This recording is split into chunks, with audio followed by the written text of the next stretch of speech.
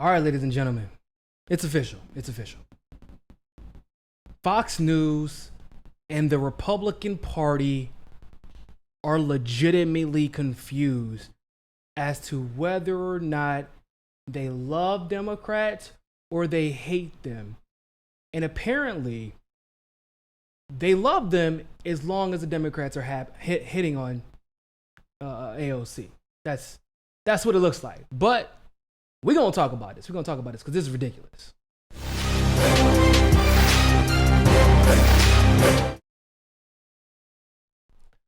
So I'm sure that most of you all have heard by now, Alexandria Ocasio-Cortez is not going to be paying any dues to the DCCC. And I mean, can you really blame her? She gets elected. She says, I want to work to make sure that other outsider progressive candidates get elected as well. And the DCCC comes out and says that they will revoke all funding to anyone who helps to primary an outsider, not primary another Democrat, not, you know, like, oh, it's, hey, maybe you like this Democrat over this one, and we don't want to have any type of problems within the Democratic Party, so we would just prefer it if you stay out of it. No. See, Joe Crowley can be backed by a Ro Khanna all he wants to, and neither of their funding will be affected by that. But if AOC decides she wants to back maybe Lauren Ashcraft in New York, oh, then that's a problem. And they made it pretty clear that it was AOC, and she's the reason that this is the case. Now, fast forward into 2020, January, roughly around the time they let AOC know that they'd be pulling her funding. They're asking her for more money. And of course, they're asking for more money because AOC raised a hell of a lot of money in 2019. AOC made it clear that she will instead be donating to progressives. And in an interview, she even said, well, you threatened me. You let me know exactly how you feel. And why the hell would I contribute to the entity that wants to see my demise? In all seriousness, like the progressive wing of the Democratic Party and the DCCC are antithetical. Y'all know that it's not just the Democrats, but it's like political parties like gang culture, right? There's like gang culture. So you got your main gangs, the Crips and the Bloods, and then even within those gangs, you have sub gangs. So that's kind of like how it is. But basically what the DCCC is doing is attacking a Blood because she doesn't want to donate to the Crips after they sent out a death threat. Let me explain. Basically, the DCCC went up and said, hey, cuz, what you got on my 40, homie?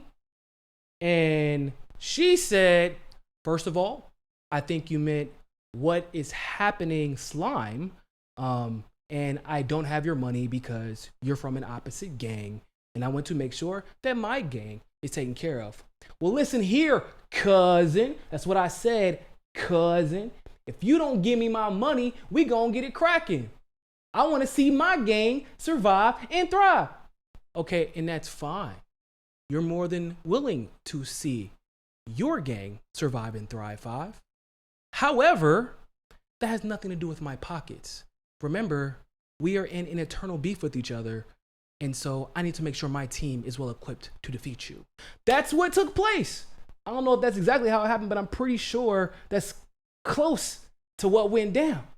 Now, as if it wasn't confusing enough that the DCCC had decided that, once again, the DCCC has decided that even though they're cutting off AOC's funding, she still is obligated to pay them money. Don't get it. But even though that's confusing enough, right? That's really fucking confusing. Oh, but the GOP and Fox News, they take the cake as usual. Look, we're going to talk about it. Let's look at this interview with AOC's new opponent.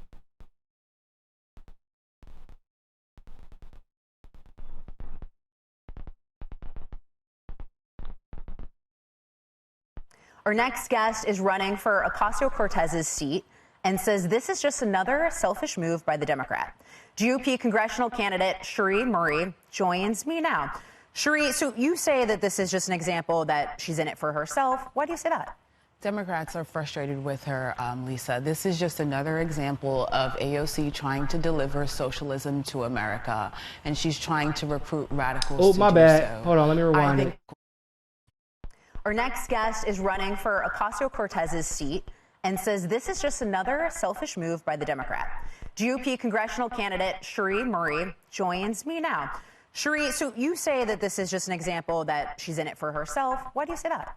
Democrats are frustrated with her, Lisa. This is just another example of AOC trying to deliver socialism to America, and she's trying to recruit radicals to do so. I think it's just a shame that she doesn't want to support her own party and be a team player. Well, and so now, for those of you who heard that, you heard that correctly. Ladies and gentlemen, you heard that correctly. Now, Cherie Murray is not running against her in a Democratic primary. Cherie Murray is running against her as a Republican. So she jumps onto Fox News as quickly as she can to say that AOC isn't being a good Democrat. And that means that AOC is trying to push radical socialism. I don't really understand how these things are how they're associated. But what makes it worse is that she just came on to Fox News to cape for the Democrats. And I don't want to insult her intelligence because I don't know her personally, but I think she might be too simple to realize that's what she just did. But let's continue. I think it's so she's being criticized by Democrats, obviously, as a result of this. I want to get some of that in here as well. So Representative Nina Lowey of New York, also of New York, says this. Then they proceed to bring up a bunch of Democrat quotes about AOC, even though they hate the Democratic Party most of the time. But let's continue. If you're a Democrat and you're here, you should be part of the effort. And here is another Democratic aide who chooses to not be known. And they say deadbeat Cortez should pay her bills. Representative Gregory Meeks also. Funny enough, AOC actually, as a congressperson, to my understanding, has actually donated more to progressive candidates than any other candidate, any other sitting congressperson. Deadbeat isn't what I describe her. There are some legitimate critiques of AOC, but raising money and then spending it on progressives is not one of those critiques. New York has this to say: DCCC dues are about supporting others because you want to be part of the team. So, Cherie, does this impact New York's 14th congressional district? Does this impact voters? Absolutely, and that's why I'm taking her on, Lisa. I encourage all of your viewers to go to my website, CherieMurray.com, to learn a lot more about our campaign. We're in this fight to combat what we see now as a far-left socialist narrative that's detrimental to America. The Democrats are what? up in arms with her. But I got it. But in 2018, though, you did tweet out. You said Alexandria Ocasio-Cortez, this is the new leadership that we need. She was a socialist then. She's a socialist now. Actually, you voted for Obama twice. So why should voters trust you? Actually, I didn't say this is what we need. I was excited because she ousted Joe Crowley. You're supporting her. She ousted an incumbent that wasn't in the district. Trust you, though? I plan on being in the district, and I have a record of accomplishments, unlike my opponent, who from the time that she was elected has been on her bid for the limelight and have left the constituents of the 14th district abandoned. Queens and the Bronx deserves more, and that's why I'm the best candidate, the best messenger to deliver a message of unity. We don't need someone in Washington that's going to continue to divide the fight. We need someone that's going to unite the fight. We need a leader in Washington that can work across the aisle, and that's what I plan to do if duly elected to Queens and the Bronx to represent. Okay. There's so much wrong with just so much wrong. So much. So very much. Okay, first of all, she goes on to Fox News to critique AOC for not being a good Democrat. And then she says, and that's why I'm running as a Republican, because AOC isn't a good Democrat, and therefore you should vote for me because I'll be a better Democrat as a Republican. Huh? She goes on, mind you, she goes on to this to attack AOC for not having good relationships within the Democratic Party, and then says, I'll reach across the aisle to get things done, except for that's not what this conversation is about. Let's be very clear about something. The Republicans have always and forever despised AOC. Their obsession with her is past creepy. If this was borderline creepiness, they're over here. They've crossed the border. They've overstayed their visa. ICE came to pick them up, but they ran away from ICE. Okay. They're out there in Seattle right now living their best life as far as borderline creepiness is concerned. That's how far over the border they've gone, right? I think we can all agree with that. So it's just weird to me. Like when I hear people like this, when I hear these obsessed weirdos, that's the only way I can think to describe them. There are actually legitimate critiques of AOC. Like, she actually did make one tiny one, but I don't think that she was making it in the same way that I would. She was saying that AOC can be a little addicted to the limelight. That's a decent critique, only if you follow up with, here's how it could be detrimental, XYZ. If she, didn't give so much attention or didn't enjoy the attention she received from praising Elizabeth Warren, then that would have not propped up Elizabeth Warren to be in the position she's in today. That's a legitimate critique. What she said was that AOC is a socialist, bringing a socialist agenda. Let me tell you something, ladies and gentlemen. I myself am not personally a socialist. However, I do know some. And calling AOC a socialist would be taken as an insult to actual socialists. Not that they dislike AOC, but socialism has a very, very different definition than everybody who isn't a Republican is socialist. Because that's basically how the GOP describes socialism. Overall, like I said,